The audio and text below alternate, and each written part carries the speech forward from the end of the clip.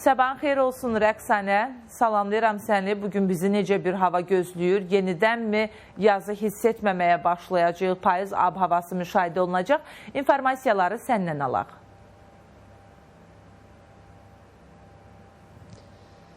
Salam Çinarə, sabahınız xeyir olsun. Bəli, ilk iş həftəsinin ilk iş günündə bizi dəyişkən hava şəraiti gözləyir. Yenə hava şəraiti dəyişəcək və bununla bağlı olaraq Milli Hidrometeorologiya Xidməti informasiyalar təqdim edib.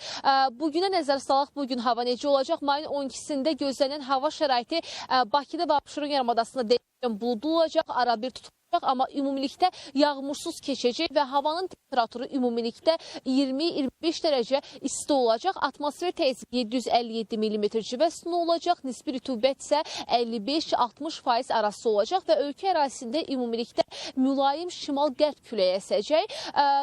Azərbaycanın yenə Bakıda və Abşeron yarımadasında hava şəraiti bu cür olacaq, yağmursuz olacaq. Amma gündüz saatlarda bəzi qəsəbə ətrafı ərazilərdə qısa müddətli yağış yağacağı da gözlənir.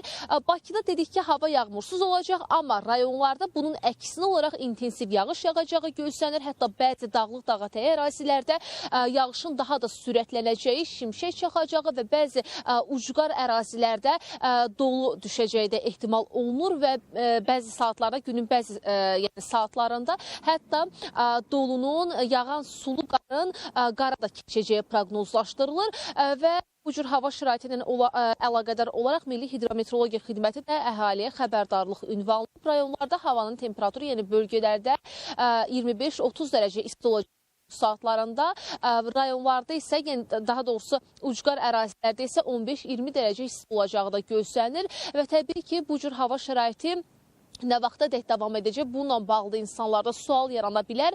Belə dəyişkən hava şəraiti, əsasən biz bu dəyişkən hava şəraitini rayonlarda müşahidə edəcək. Bu 4 gün ərzində davam edəcək. 15-i axşama qədər belə qeyri-stabil keçən hava şəraitini biz müşahidə edəcəyik.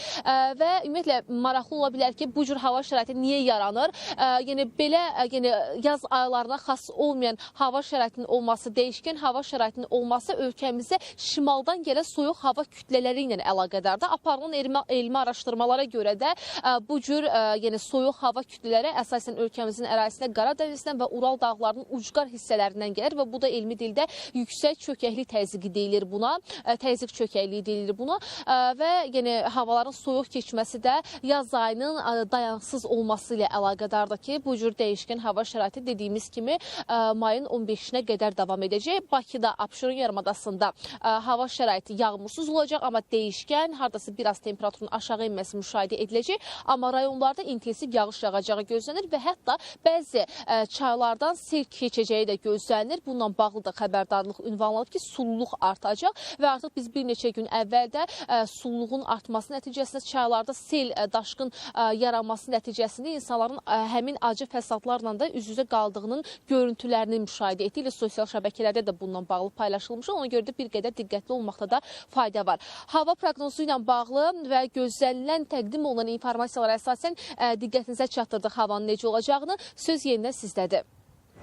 Təşəkkürümü bildirirəm Rəqsanə, hava haqqında məlumatı bizə ötürdüyün üçün.